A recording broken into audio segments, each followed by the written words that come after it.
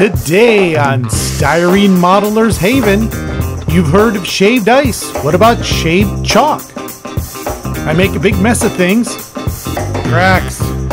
Why does it always have to be tracks?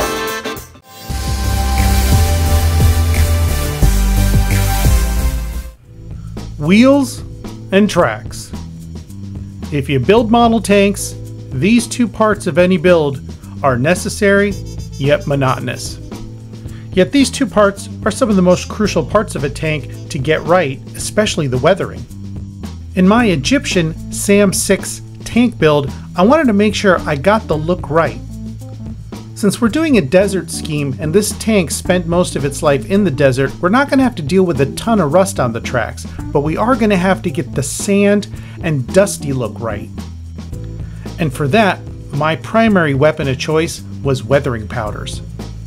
Now, I didn't use the off-the-shelf weathering powders that you can buy pre-packaged. Nope, I went old school. I took basic pastel chalks you can find at any craft store and decided to make my own palette of weathering powders. The first step in getting the weathering powders ready to go is to pick your colors and to shave the chalk into powder. It's a relatively simple process of taking a razor and just scraping it across the chalk into a cup. This instantly creates the weathering powder you're going to need. And you can go with the color exactly how it comes off the chalk, or you can actually mix the colors to create new colors. For the SAM 6, I decided to go with 3 different colors to get that dusty sandy look on the tracks. I went with a sort of yellow tan, kind of a mustard tan, and then also a off-white.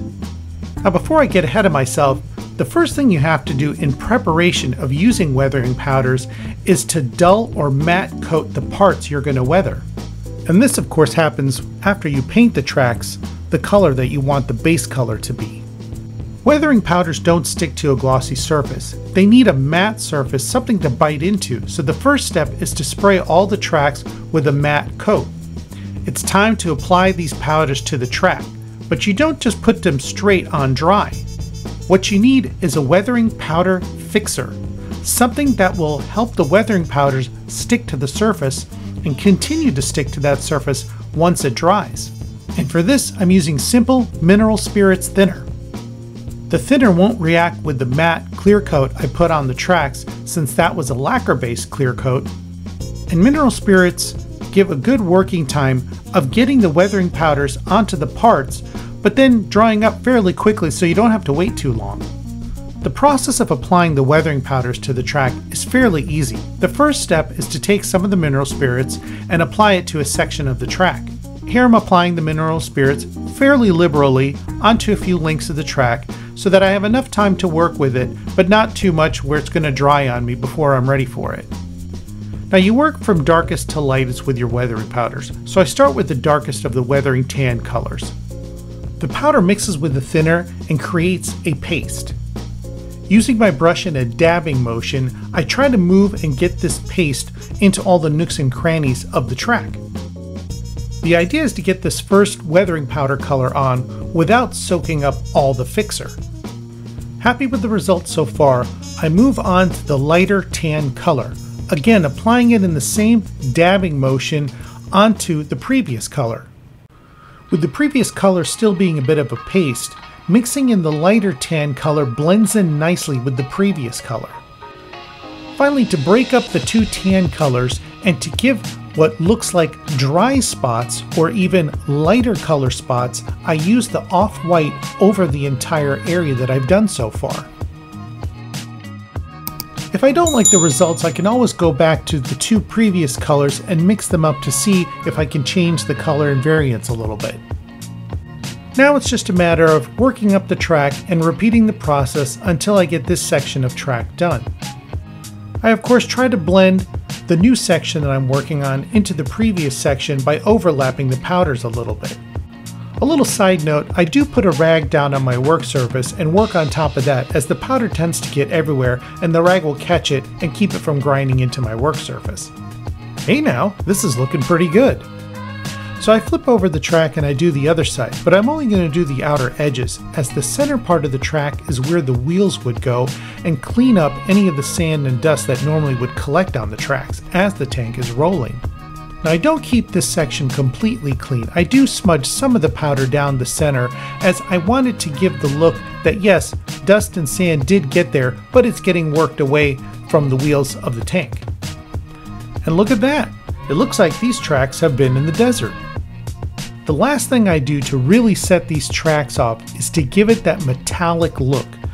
Kind of brighten up the high spots of the teeth of the track, as well as the parts of the track on the bottom that normally would be grinding against the ground that would expose the raw metal.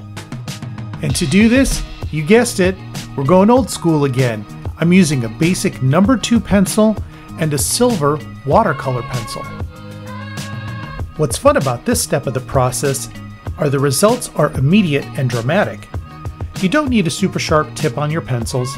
Simply take the pencil and rub it into the areas that you want to show as exposed shiny metal. With the number 2 pencil, I go down the center of the track between the teeth. I do the teeth itself on the tips, and I do the bottom side of the track that would normally grind against the ground. Now you can stop here, or if you want it to be a little bit brighter and kind of blend in with the number 2 pencil, you take your silver watercolor pencil and repeat the process. Things a little bit too shiny, or maybe the color isn't quite right, just take a Q-tip and rub everything down and start over.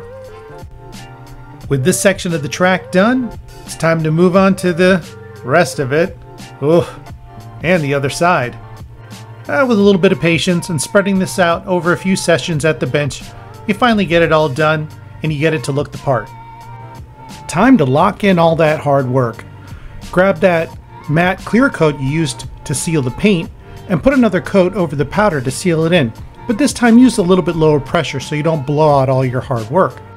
I hope you enjoyed this video and you'll be able to use this technique on your next tank build.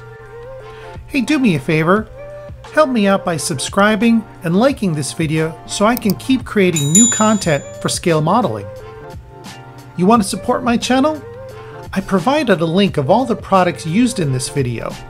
Go to the description, click any of the links, and if you make a purchase, I get paid by the seller at no cost to you. Thank you. Did you click one of those links and purchase some pastel powders? Well, check out my other video where I show you how to use those pastel powders to weather scale model tires.